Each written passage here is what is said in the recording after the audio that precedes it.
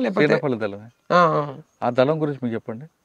సలీం దళము నేను వాస్తవంగా 96 నుంచి 96లో నేను యూజ్ అయినా. 98 దాకా మెట్పల్లి దళంలో దళ సభ్యునిగా పార్టీ సభ్యునిగా పనిచేసి 98లో ఉస్నాబాద్ పోయినా. ఉస్నాబాద్ ఏరియా కమిటీ సభ్యునిగా అక్కడ పోయినాం. అక్కడ పోయినప్పుడు మాకు తోకల రాయమల్లు ఆలియస్ పోచమలయ అని చెప్పేసి ఆయనది హుజరాబాద్ దగ్గర మాణిక్యపూర్ ఆయన ఉండే మాకు దమన్నపేట, మాణిక్యపూర్ దగ్గర దమన్నపేట ఉంటుంది. ఇక 99 నుంచి మళ్ళీ 2000 సంవత్సరం దాకా నేను జైచాల్ ఏరియా కమిటీ ఎల్జిఎస్ కమాండర్గా పనిచేసిన. ఇక్కడికి వెళ్ళి ఇక మళ్ళీ నేను 2000 సంవత్సరం నుంచి 2002 మొత్తం పూర్తి చేసుకొని 2003 ఏప్రిల్ 20 తారీఖు దాకా నిజామాబాద్ జిల్లాకి ఆర్గనైజేషన్ రీత్యా. ఆ నిజామాబాద్ జిల్లాలో పోలీస్ స్టేషన్ పక్కన వాటర్ ట్యాంక్ పేల్చాలనుకున్నారు ఎందుకు? ఏమో మరి అది పోలీస్ స్టేషన్ పక్కన వాటర్ ట్యాంక్ నిజామాబాద్ జిల్లాలో ఎక్కడ? నిజామాబాద్ టౌన్లోనా? టౌన్లో వాస్తవంగా అప్పుడు మనకు అంటే సిటీ ఆర్గనైజర్ ఉండే సుధీర్ అని చెప్పేసి. సుధీర్ అలా ఇక్కడనే మనకు దీన్ని ఏమంటాం, ఇక్కడ మనం ఇక్కడనే ఉంది మండలి, ఏది మోర్తాడు పక్కనే వాళ్ళది విలేజ్ ఉంటుంది. వాటర్ ట్యాంక్ పేలిస్తే కింద ప్రజలందరికీ ఇబ్బందిగా అవుతుంది కదా? లేదు, అటువంటిది అయితే ముందు ఇప్పుడు ఇంతకుముందు బస్సులు ధ్వంసం చేసినప్పుడు ప్రజల నుంచి వ్యతిరేకత వచ్చింది కాబట్టి అది కరెక్ట్ కాదని చెప్పేసి మీరు నిర్ణయించుకున్నాము. మరి వాటర్ ట్యాంక్ పేల్చాలని కాదు, కానీ ఇప్పుడు ఆ సుధీర్ అంటే ఎన్కౌంటర్ జరిగిండు, అదే హౌసింగ్ బోర్డు కాలనీ ఎన్కౌంటర్ అయింది కదా, అదే దానికి నిరసనగా ఏదైనా ఒకటి చేయాలని చెప్పేసి అట్లా గిట్టు ఉండొచ్చు. కానీ ఇంకా వాటర్ ట్యాంక్ మనకు అది ఏ రీతి చూసినా మనకు అది పార్టీ సిద్ధాంతానికి అయితే కరెక్ట్ కాదు. అది నిజామాబాద్లో చేసిన మీరు ఇంకా యాక్షన్ చెప్పండి. నిజామాబాద్లో యాక్షన్స్ అది ఆర్గనైజేషన్ వాళ్ళకు సివిల్ ఆర్గనైజేషన్ ఉంటుండే. నిజామాబాద్ ఆయన సుధీర్ ఉన్నప్పుడు యాక్టివ్ ఉంటుండే. సుధీర్ చనిపోయిందంటే కొంచెం స్తబ్దత అయిపోయింది. అప్పటికి మనకు 2001-2 నుంచి నిర్బంధం బాగా అయిపోయింది. అప్పటికి కోటగిరి ఆ ప్రాంతంలో, రైతునగర్, కోటగిరి, శ్రీనగర్ ఈ ప్రాంతంలో కాంట్రాక్టులు బెదిరించడం, డబ్బులు తీసుకోవడం చేసేవారని ఉంది, ఒక ఆరోపణ ఉంది. అది మాకు ఆయన దయానంద్ అని చెప్పేసి ఇప్పటికి కామారెడ్డిలో ఉంటాడు. ఆయన ఏరియా వాస్తవంగా ఆయన లొంగిపోయిన తర్వాత మేము పోయినాం, కానీ తక్కువ. మేము బాన్సువాడ కానీ ఎల్లారెడ్డి దళాలకు జంగల్కే పరిమితమైన తప్ప మేము ఆ పరిస్థితి అసలు డబ్బుల గురించి మాకు అసలు ఇంకోళ్ళు బెదిరియాల్సిన అవసరం మాకు లేదు వాస్తవంగా చెప్పాలంటే. డబ్బులు ఎందుకంటే ఇలా గాయత్రి షుగర్ ఫ్యాక్టరీ కానీ ఇలా కళ్ళు డిపో కానీ ఇవాళ అడిగినా ఒక లెటర్ రాస్తే తీసుకొచ్చి ఇచ్చే పరిస్థితి ఉంటుండే పార్టీ బలం ఉన్నప్పుడు. పార్టీ బలహీనంగా ఉన్నప్పటికైనా డబ్బుల గురించి మాత్రం పార్టీకి ఒక కోట ఉంటుంది. ఆ కోట మేరకే యూజ్ చేసుకున్నాడు. దానికి మళ్ళీ అకౌంట్ సీట్ ఉంటుంది, 1 year అకౌంట్ సీట్ తయారు చేసి పంపించడం ఉంటుంది. దాంట్లో ఏమైనా ఆర్థిక క్రమశిక్షణకు పాల్పడ్డప్పటికీ అటువంటి ఏమైనా ఉంటే ఈ ప్రమోషన్ కానీ డిమోషన్ కానీ దాంట్లో ఉంటుంది. ఎవరైనా ఆర్థిక క్రమశిక్షణ చేసి డబ్బులు దుర్వినియోగం చేసి ఇటువంటి ఏమైనా బెదిరించారు అంటే అది ఎవరి మిన్నైనా, అది సెంట్రల్ కమిటీ సభ్యుడైనా, రాష్ట్ర కమిటీ సభ్యుడైనా, స్టేట్ కమిటీ ఎవరైనా కానీ ప్రతి ఒక్కరి మీద చర్యలు ఉంటాయి. అది బాన్స్వాడలో చేయలేదు కానీ కొంతవరకు చేశారు. అక్కడ పోచారం శ్రీనివాసరెడ్డి కానీ గతంలో ఉన్న ఎస్విఎల్ నరసింహరావు ఒక ఎమ్మెల్యే ఉండేవారు, ఇప్పుడు ఎదురుపడ్డారు మీకు? మాకు పోచారం శ్రీనివాసరెడ్డి ఉన్నప్పుడు మండ వెంకటేశ్వరరావు వాళ్ళిద్దరు అప్పుడు టీడీపీలో ఉండే. ఎస్విఎల్ నరసింహరావు ఒక ఎమ్మెల్యే కూడా ఉండేవారు కదా బాన్స్వాడకి. ఏమో ఆయన తెలియదు, కానీ మాకు ఇక్కడ సభ్యురాలి అయితే కామారెడ్డి ఏరియాలో సభ్యురాలి అని ఒక దళ సభ్యుడు సతీష్ అని చెప్పేసి ఆయన వెళ్ళిపోయిన తర్వాత ఆయన బెదిరించి డబ్బులు తీసుకున్నట్టుగా తెలుసు. కానీ అది పార్టీకి సంబంధం లేదు, ఎందుకంటే ఆయన బయటకు వెళ్ళిపోయిన తర్వాత ఆయన వ్యక్తిగతంగా బెదిరించి తీసుకున్నట్టు తెలుసు. కానీ పార్టీ పరంగా మాత్రం ఎక్కడ కూడా అటువంటి బెదిరించడం అనేది అయితే ఎక్కడ ఉండదు నాకు తెలిసినంత వరకు. అంటే బయటకు వచ్చిన తర్వాత బెదిరించి డబ్బులు వసూలు చేసే వాళ్ళు ఉంటారు, చెట్టు పేరు చెప్పి కాయలు అమ్ముకుంటారు అన్నట్టు అట్లా ఉంటారు. కానీ మేమైతే అటువంటి పరిస్థితి మాకు ఎప్పుడు రాలేదు వాస్తవంగా. జగిత్యాల కానీ ఇటు నిజామాబాద్కి మీకు అప్పుడు మంచి గట్టి పోలీసు ఎవరు? మాకు ఇక్కడ అప్పుడు మాకు అంటే వాస్తవంగా అప్పుడు నల్లి ప్రభాత్ ఉన్నప్పుడు కొద్దిగా బాగా ఉండే. ఇప్పుడు మల్లన్నపేట ఎన్కౌంటర్ ఆయన ఆయంలో ఉన్నప్పుడు జరిగింది. నల్లి ప్రభాత్ ఉండే, తర్వాత ఎస్పీ బాలసుబ్రహ్మణ్యం ఉండే, అప్పుడు ఏఎస్పీ ఉండే, ఎస్పీ కాదు కానీ జైచాల ఏఎస్పీ ఉండే. ఇక తర్వాత ఆర్ఎస్ ప్రవీణ్ కుమార్ వచ్చినప్పుడు ఇది ఆయన ఏదో కార్యక్రమం తీసుకున్నాడు, నాకు ఐడియా వస్తలేదు. కానీ అమ్మ పిలుస్తుంది కాకుండా ఇంకోటి ఏదో జనం కోసం మనమా, మనం కోసం జనమా, లేకపోతే ఏదో ఆపరేషన్ సంజీవన, ఆపరేషన్ సంజీవన కావచ్చు. ఆ కార్యక్రమంలో ఇబ్బంది పడారా పార్టీకి? అంటే పార్టీకి మొదటి నుంచి వెళ్ళి అంటే ఆర్ఎస్ ప్రవీణ్ కుమార్ యాక్టివ్, అంటే ఆయన ఇదే ఒకప్పుడు ఉమేష్ చంద్ర ఎట్లుండే ఈయన కూడా అట్లా ఉండే.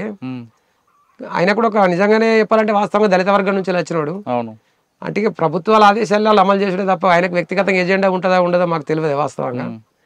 కానీ ఆయన అంటే నల్లిని ప్రభాత్ ఏంటంటే బాగా కరడు కట్టిన వ్యక్తిగా ఉండని మా అభిప్రాయం ఉంటుండే.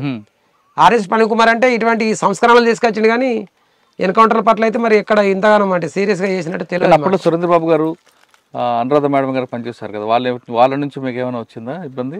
వాళ్ళు ఉన్నప్పుడు కూడా అంటే నిర్బంధం అనేది ఎప్పుడు దపదపాలుగా పెరుగుతూనే వచ్చింది. నిర్బంధం అనేది ఎప్పుడు అంటే నిర్బంధం పెరిగినప్పుడు కొద్దిగా సెట్ బ్యాక్ అయ్యి మనకు అటు పక్కనే డీకే ఉంది కాబట్టి, దండకరణం ఉంది కాబట్టి అటు దళాలు ఎప్పుడు నాయకత్వాన్ని పంపించుకొని పార్టీని విస్తరించడంలో భాగంగా అట్లా సెట్ బ్యాక్ అయ్యి వెళ్ళిపోయి ఇక్కడ దళాన్ని తక్కువ చేసుకుంటే అటు వెళ్ళిపోయింది.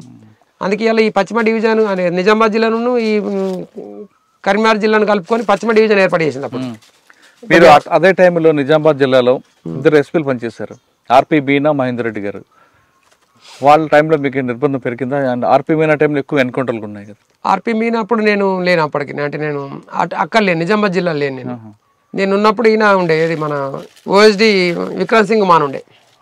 ఓఎస్డి విక్రమ్ సింగ్ మాన్ ఇక్కడ కరీంనగర్లో వేసి అక్కడికి వచ్చింది. మళ్ళీ ఓఎస్డి విక్రమ్ సింగ్ మాన్ ఉండే, ఇంకొక ఆయన పేరు డిహెచ్ చౌహాన్ అని ఉండే. అప్పుడు డిహెచ్ చౌహాన్ నిజామాబాద్ చేయలేదు, ఆయన కరీంనగర్ చేశారు. ఆయన మరి శంకాప్రత బాక్ష ఏదో పేరు బాక్షి ఆయన ఉన్నప్పుడు మేము లొంగిపోయింది. అప్పుడు 2003లో ఆయన ఉండే. అప్పుడు అక్క మీరు చెప్పండి అన్న, 2-3 ఎన్కౌంటర్లు చెప్పారు, ఎలా తప్పించుకున్నారు? మీరు పార్టీలో వెళ్ళారు, వెళ్ళిన తర్వాత మీరు చేసిన కార్యక్రమం ప్రజల కోసం ఏం చేశారు, యాక్షన్లు ఏం చేశారు, మీరు ఎలా తప్పించుకున్నారు? యాక్చువల్ ఏం చేసినాం కానీ ప్రజల కొరకు బియ్యం పంచినాం. ఊళ్ళని బియ్యం పంచిన తర్వాత మొత్తం తీసుకున్నారు పార్టీలకు. తీసుకున్న తర్వాత నేను పోయినాకనే ఎన్కౌంటర్ జరిగింది. సిర్లపల్లె, చందోల్ దగ్గర సిర్లపల్లె ఎన్కౌంటర్ జరిగింది. ఎన్కౌంటర్ జరిగినాక తర్వాత ఆ ఎన్కౌంటర్లో ఉన్నాం. అయితే ఏమైంది, ఫస్ట్ ఒక అన్నకు మంచిగా లేదు, ఆయనను పంపించినాక ఆయన 3 రోజులు అదే గుట్టకున్నాం అన్నట్టు. మేము పంపించి ఆయనకు ఆరోగ్యం మంచిగా లేదు, పంపించిండ్రు. 3 రోజులు అదే గుట్టకున్నాం.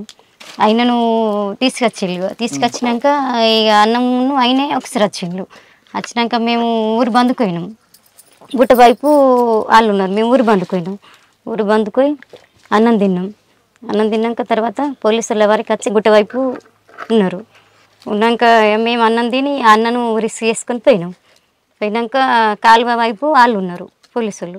ఇక మేము కాలువ యువతల ఇట్లా రోడ్డుకున్నాం. తర్వాత ఇక మేము రోడ్డు పోయిన ఇట్లా కాలువ వైపు పోగా అక్కడికి వెళ్ళి గుట్ట వైపు వాళ్ళు ఉన్నారు పోలీసులు, కాల్పులు జరుపుతారు. ఫస్ట్ నేను ఇక అప్పుడే పోయినాం కాబట్టి ఇక కొద్దిగా భయం అనిపించింది ఇక, ఎందుకంటే ఫస్ట్ కదా. అట్లా కాల్పులు జరిపినాక అన్న ఏం చేసిర్రు, అక్క ఏం భయపడక ఏం కాదు, మేము ఎట్లా పోతే అట్లా మాయంబడ అని పట్టుకపోయారు, చేతి పట్టి తీసుకొని పోయినాక ఇక అన్న నుండి పోయినాక ఒక అన్న సంపత్ అన్న ఉండే ఎదురు కాల్పులనే అన్న స్టేట్గా గిట్లా ఎదురు కాల్పులకే స్టేట్గా పోయిండు. పోయే వరకు అన్నకు తోట గిన్నెలు పడ్డాయి, చెరువు వైపు అన్న ఉరికిండు. చెరువు వైపు అన్న ఉరికే వరకు చెర్లా పడ్డాడు అన్న. పడ్డాక మేము అందరం సేఫ్టీగా వెళ్ళిపోతున్నాం కావచ్చు అని మేము అనుకున్నాం. మేము వెళ్ళిపోయిన తర్వాత వేరే ఇక మేము రోడ్డు దాటి అటు గుట్ట వైపు అటు పోతున్నాం. పోగా మళ్ళా రోడ్డుకు కూడా ఉన్నారు పోలీసు వాళ్ళు, అట్లా బురదల చెర్ల అది ఇది పడి మేము పోతున్నాం. పోగా ఇక పోయినాక మేము వేరేకి పోతున్నాం. పోగా 3 రోజులకు ఒక అన్న తుపాకీ అడెత్తేసి విజయ్ అన్న ఉండే, ఫస్ట్ పైలట్ అయింది అన్నని. అన్న తుపాకీ అడెత్తేసి వెళ్ళిపోయిండు. ఇక సంపత్ అన్న తోట పడ్డది, అదే మంట చెప్పిన చెర్ల పడ్డాడు అన్న. తెలియదు ఇక అన్న చనిపోయిండని కూడా తెలియదు మాకు. ఇక మేము అందరం సేఫ్టీగా పోయినాం కదా అని మేము పోయినాం. అటు గుట్ట వైపు వాళ్ళు ఉన్నారు పోలీసులు, అటు వెళ్ళక ఇటు వెళ్ళినాం అన్నట్టు ఊరు వైపు వెళ్ళి ఊళ్ళకి పోలే. ఇక ఊళ్ళో కూడా ఉన్నారు ఇంకా అని పోలేదు. పోక ఇటు వేరే ఇట్లా పొలాలకు వెళ్ళి పోయినాం. పొలాలకు వెళ్ళి ఇట్లా అని మా వైపు ఇటు అది ఎనుగుమట్ట అని ఉంది, అటు గుల్లకోట వైపు ఇటు వచ్చినాం. అటు వచ్చి ఆడున్నాం. ఆడుండి ఇక 3 రోజులకు ఇక మేము ఇట్లా పెట్టుకుంటాం అన్నట్టు. అప్పండి పలాని కడికి రావాలి పెట్టుకుంటాం అన్నట్టు. పెట్టుకుంటామంటే 3 రోజుల తర్వాత ఇక మేము పెట్టుకున్న తర్వాత రాలేదు. ఒక అన్న మా ఊళ్ళో అన్న పిలిపించుకొని ఇట్లా ఏం జరిగింది ఏం కథ అంటే, అన్న ఎవరు చనిపోయినరు అంటే ఇప్పుడు రైతులు ఉంటారు కదా, రైతులు పోయే వరకు శవం 3 రోజుల తర్వాత తేలింది. తేలినాక ఎవరు అంటే ఇప్పుడు అర్జున్ అని ఉన్నాడు, ఇప్పుడు రమేష్ అర్జున్ అనిపోయింది అని పోలీసు వాళ్ళకి అర్థమైంది. అర్జున్ కాదు సంపతన్న. అయితే ఇక వాళ్ళు పేపర్కి ఇచ్చారంట అర్జున్ అని పేపర్కి ఇచ్చారు. అర్జున్ కాదని మళ్ళీ తిరిగి అర్జునే నేను కాదు సంపతి ఇట్లా వేరే అన్నది ఎవరు హుస్నాబాద్ ఏరియా అనుకుని పోలీసు స్టేట్మెంట్ ఇచ్చారు. కాదు అని అర్జున్ మళ్ళీ ఇచ్చిండు. ఇచ్చి ఇక నుండి ఇటు జైచాల ఏరియాకి వచ్చినాం. మీరా? మన జైచాల ఏరియాకి నేను ఉంటా. అప్పుడు ఇక్కడ పరిచయం అయినా యాజ్ దళానికి వచ్చినాం. ఈ దళంకి వచ్చాక ఇంకెక్కడ తిరిగావమ్మా ఇప్పుడు? జైచాలకి వెళ్ళి మళ్ళీ నిజామాబాద్